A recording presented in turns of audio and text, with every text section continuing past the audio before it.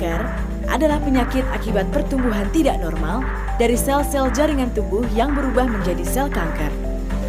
Dalam perkembangannya, sel-sel kanker ini dapat menyebar ke bagian tubuh lain, sehingga bisa menyebabkan kematian.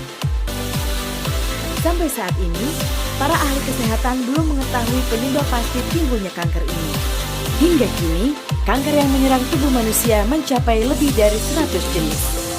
Ke-10 kanker ini adalah kanker serviks atau leher rahim, kanker payudara, kanker hati, kanker paru, kanker kulit, kanker nasofaring, kanker usus besar, kanker darah atau leukemia, kanker prostat, dan kanker kelenjar getah bening atau disebut limfoma.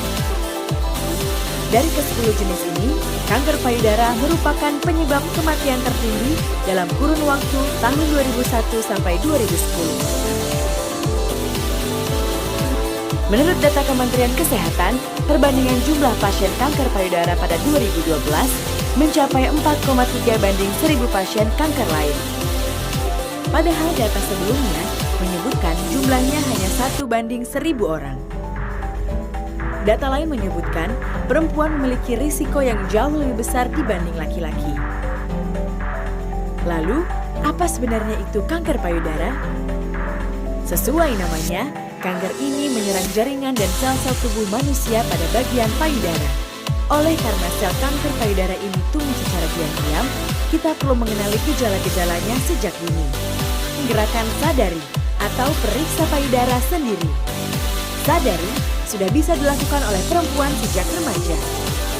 Sadari sebaiknya dilakukan antara hari ke-7 dan ke-10 menstruasi di saat jaringan payudara tidak terlalu sensitif.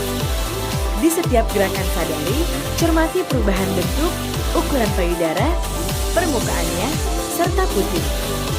Yuk mari sadari. Pertama, berdiri tegak menghadap cermin. Jangan khawatir bila bentuk payudara Anda tidak simetris.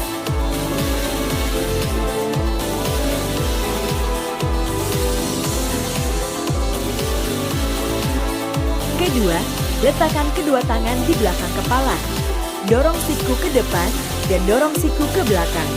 Amati payudara. Ketiga, letakkan kedua tangan di pinggang. Bungkukan badan sehingga payudara menggantung. Rasakan bila seperti ada yang mengayun di dalam payudara. Setelah selesai, tarik kembali ke belakang. Keempat, pegang bagian atas punggung dengan tangan kiri. Gunakan jari telunjuk, jari tengah, dan jari manis tangan kanan. Cermati payudara kiri sampai ke tiang. Lakukan kegiatan pemijat payudara dari atas ke bawah atau mengelilingi bentuk lingkaran-lingkaran kecil. Lalu, lakukan gerakan lurus dari arah tepi payudara ke puting dan sebaliknya. Ulangi proses yang sama pada payudara kanan Anda. Kelima, pencet puting satu persatu dengan telunjuk dan ibu jari. Bila ada cairan keluar, berkonsultasilah dengan dokter. Terakhir, berbaring dan letakkan bantal di bawah pundak kanan. Angkat lengan kanan ke atas. Cermati kondisi payudara kanan menggunakan ujung jari telunjuk, jari tengah, dan jari manis tangan kiri. Tekan dan rasakan seluruh bagian payudara hingga ke sekitaran ketiak. Cermati payudara menggunakan 3 gerakan sebelumnya. Ulangi langkah ini pada sisi berlawanan untuk payudara kiri.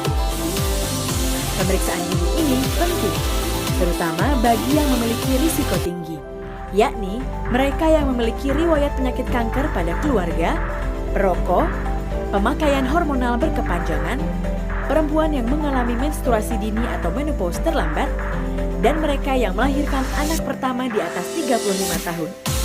Perempuan yang tidak menikah atau tak menyusui juga berisiko terkena kanker payudara.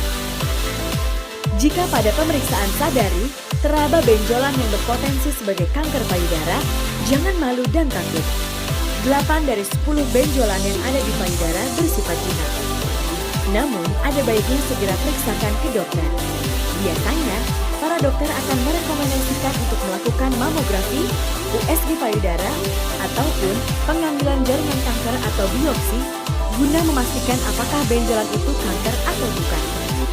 Jika terdeteksi kanker, ada 3 tindakan yang bisa dilakukan, yaitu tindakan operasi, terapi radiasi, dan kemoterapi. Apabila harus melakukan kemoterapi, jangan khawatir terhadap efek samping yang sering menghantui pasien, misalnya rambut rontok dan nafsu makan hilang. Percayalah, rambut rontok setelah kemoterapi bisa tumbuh kembali secara normal. Efek samping lain seperti mual dan muntah juga bisa diatasi dengan obat-obatan.